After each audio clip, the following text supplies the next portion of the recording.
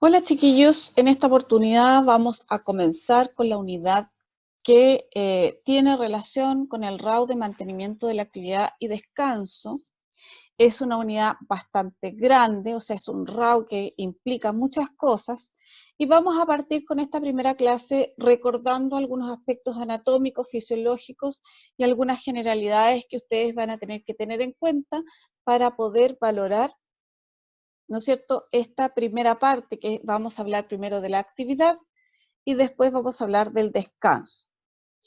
Vamos a partir entonces revisando algunos de los objetivos que ustedes van a encontrar en esta clase. El primero es recordar la anatomía y fisiología del sistema musculoesquelético, identificar signos y síntomas de alteraciones de este sistema, conocer los métodos de diagnóstico de este sistema y realizar el proceso de atención de enfermería en pacientes con alteración de este sistema. Antes de partir, les voy a comentar que dividí esta clase en varias partes. Es probable que repitamos algunas cosas o profundicemos algunas cosas y la atención de enfermería la vayamos viendo en varios pedacitos. La idea de esto es que no se cansen con tanto video y que puedan ir a la par, ¿no es cierto?, con lo que vamos revisando.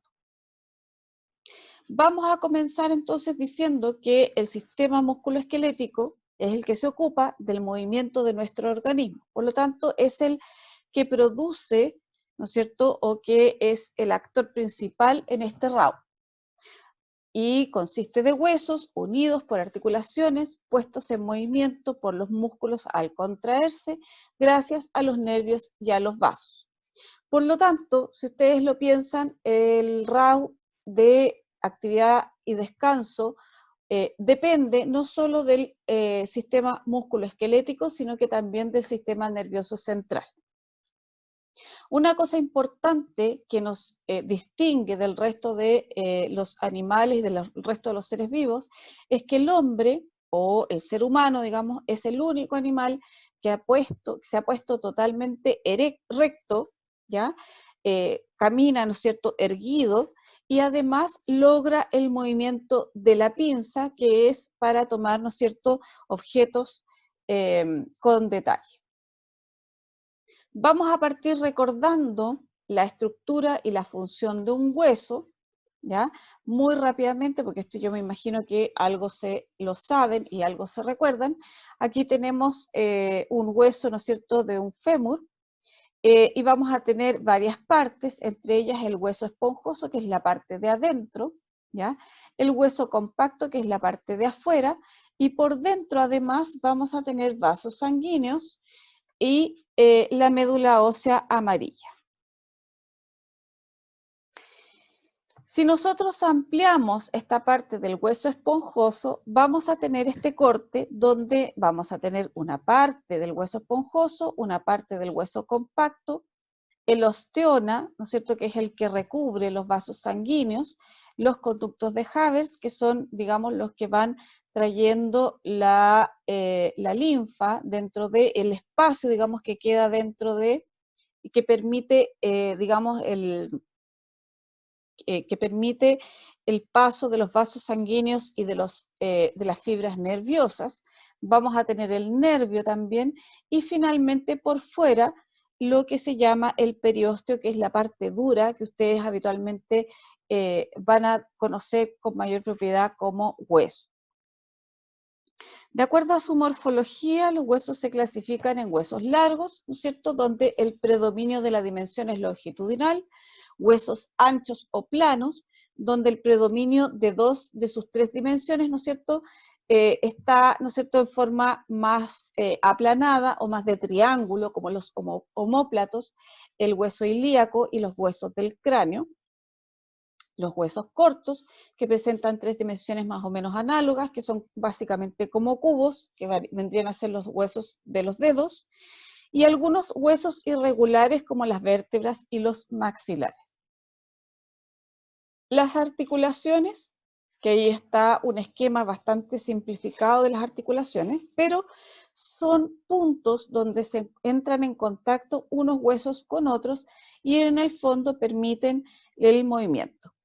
vamos a tener distintos movimientos de las articulaciones, el movimiento de flexión, que disminuye el espacio entre superficies articulares, el movimiento de extensión, que aumenta el espacio entre superficies articulares, el de rotación, que se refiere al giro de un hueso sobre su eje interno o externo, la abducción, que se aleja el hueso de la línea media del cuerpo, la circunducción, ¿no es cierto?, que es la combinación de movimientos para que el extremo distal del hueso describa un círculo, la supinación, que es girar la palma de la mano al techo, la pronación, que es girar la palma de la mano al suelo,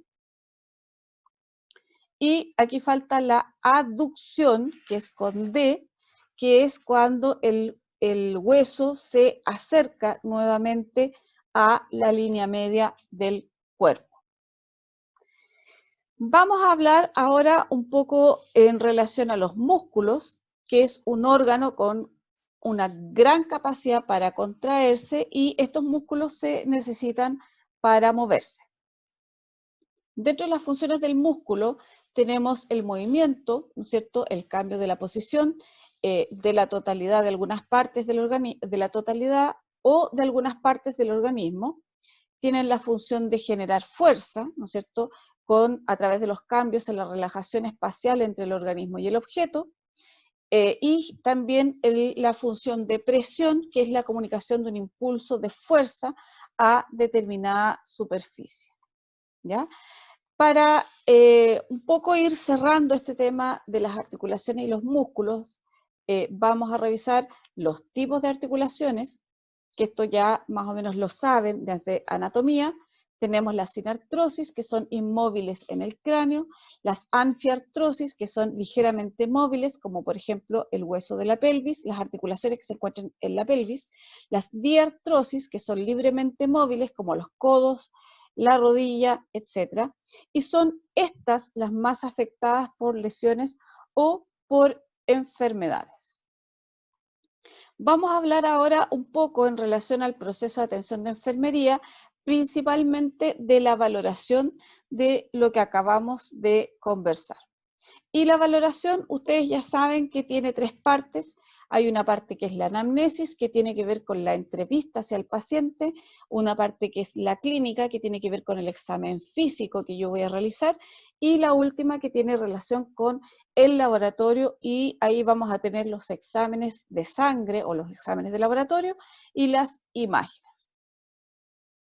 Dentro de la anamnesis hay que tener claras algunas cosas como los datos demográficos, el sexo y la edad, la musculatura y la arquitectura ósea se manifiestan y se comportan distinto en la edad, de acuerdo a la edad y el sexo, ¿ya? Por ejemplo, las mujeres añosas son más propensas a los problemas de osteoporosis. En el anciano, por ejemplo, disminuye el reflejo del sistema nervioso central, así como la coordinación, ¿ya? Los hábitos alimenticios, hay que tener en cuenta que las mujeres durante su adolescencia y la juventud que han ingerido poco calcio, ¿no es cierto?, van a tener problemas a la larga de osteoporosis. La ocupación laboral, si es que han tenido trabajos con alta carga de fuerza. Los antecedentes étnicos, culturales, por ejemplo, la raza negra es la que tiene el esqueleto más fuerte y la raza blanca es la que tiene la estructura ósea más débil, y los hábitos deportivos que puedan tener nuestros pacientes. Hay que consultarle al paciente sobre lesiones anteriores, traumatismos o lesiones causales, digamos, mecanismos de la lesión, cómo se produjo esa lesión, hubo un golpe, hubo una sobrecarga de fuerza, fue por tensión, ¿por qué fue? ¿Ya? La actividad o las distracciones habituales que realiza esa persona, las limitaciones funcionales como consecuencia del problema actual.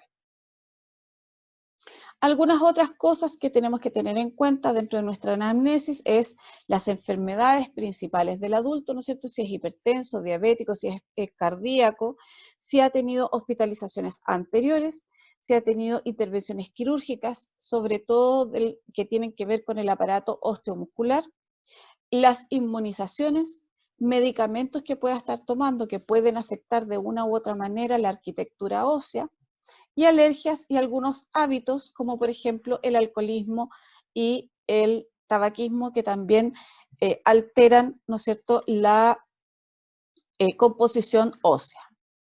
La historia familiar, por ejemplo, problemas de espalda, articulaciones dolorosas, curvaturas de la columna, alteraciones congénitas de caderas o pies, artritis reumatoide, osteoartritis, osteoporosis, gota, etcétera, etcétera. Hay que incluir el hallazgo y la relación con el paciente. O sea, que estos antecedentes que yo estoy recolectando de la del familiar, del paciente, realmente tengan alguna conexión con lo que el paciente me relata en esta oportunidad. Con esto, chiquillos, terminamos la primera parte de esta clase y vamos a ver a continuación algunas cosas importantes a tener en cuenta al valorar, ¿no es cierto?, con exámenes de laboratorio.